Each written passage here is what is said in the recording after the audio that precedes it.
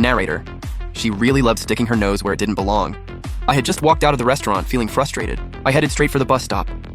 Standing under the shelter, I tilted my head up and stared into the distance. The streetlights came on one by one, their yellow glow falling across my tired face, making me look even lonelier. Just then, a red sedan came speeding over like a gust of wind and slammed to a stop not far from the bus stop.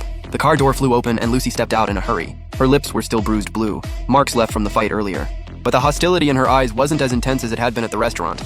Now it was replaced by a mix of urgency and confusion. She rushed up to me, slightly out of breath, and asked in a low voice, "Why didn't you reply to my messages? Did you not see them? Or did you just not want to answer?" There was a hint of hurt in her voice. I slowly turned my head and looked at her calmly, without the slightest reaction in my eyes. It was as if Lucy was just some stranger who had nothing to do with me. I said flatly, "Miss Lucy, do you need something from me?" My tone was steady, but it was like a cold knife cutting straight into Lucy's heart. When Lucy heard such a cold response, her heart stung. She couldn't stand me treating her so indifferently. Her brows tightened. Anger flashed across her face, mixed with a bit of unwillingness, as she said in a low voice, "Jack, I got into that fight for you. Don't you have anything to say?" Her voice rose without her realizing it, as if she wanted to get my attention that way. Lucy's almost accusing tone left me stuck there, and the irritation in my chest only grew stronger. I bit my lower lip slightly, and a trace of annoyance flashed in my eyes. Still, Lucy getting into a fight for me tonight really was something I hadn't expected. I stayed silent for a few seconds, took a deep breath, and tried to calm myself down. Then I looked at Lucy, and said softly, but firmly, "Miss Lucy, don't do something like that again. I won't be grateful. I'll only think it's trouble." I stared straight into Lucy's eyes, as if I wanted to make every thought in my heart clear to her, saying exactly what she didn't want to hear. "I don't need you doing these things for me. Honestly, if you hadn't shown up today, I would have been fine and the restaurant wouldn't have had this mess. Do you know how much trouble your impulse caused everyone? Our manager is still contacting PR to deal with this, and because of it, I lost my job." My voice was gentle, but every word stabbed at Lucy like a needle. Lucy listened to all of it, frozen in place. The anger on her face slowly turned into shock. She opened her mouth, wanting to say something.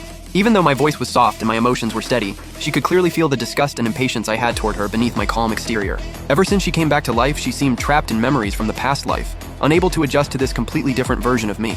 I actually hated her. In her mind, that was practically impossible. How could that be? Seeing that Lucy didn't respond, I gently pushed her out of my way and said calmly, "If there's nothing else, I'm leaving." With that, I lifted my foot to leave. Lucy suddenly seemed to snap back to reality and immediately grabbed my hand. Her grip was so tight it felt like she might crush my wrist. She stared hard at me, panic in her eyes, and asked anxiously, "Why did you suddenly start working? Are you short on money?" In the past life, I had never worked a part-time job, and that confused her deeply. When she grabbed me, my body stiffened. I turned my head and gave her an answer she never saw coming. "I don't want to go back to Lucy's house. I don't want to see you." Lucy's hand loosened on instinct. She stood there frozen, her expression impossible to describe, filled with shock, loss, and a helplessness she had never shown before. I shook off Lucy's hand. Just then, a bus slowly pulled into the stop.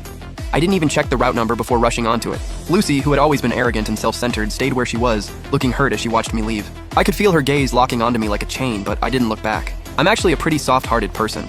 When I first came to Lucy's house and saw her arguing with her mother, running away from home, even rushing out into the pouring rain, I would always feel bad and follow behind her, comforting her, buying her water, and bringing her an umbrella. But my kindness never brought me anything good. Lucy had been a rich, untouchable young lady for too long. She took everyone's kindness for granted. In my past life, I was blinded by love.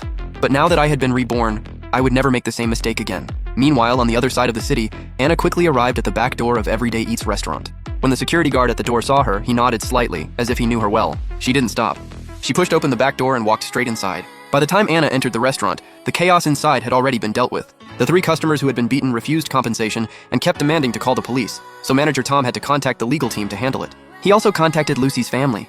In the end, this whole thing was Lucy's fault. If the restaurant couldn't handle it alone, they had to bring Lucy's family in. The restaurant was willing to compensate them and cooperate, but if their demands went too far, they couldn't agree. After Anna arrived, she first went to her private room, put down her bag, and then made her way to the front hall. Her eyes swept back and forth over the servers in uniform, but she didn't see me. She frowned slightly. Then she went to the kitchen area to check the staff there. Many of them knew Anna.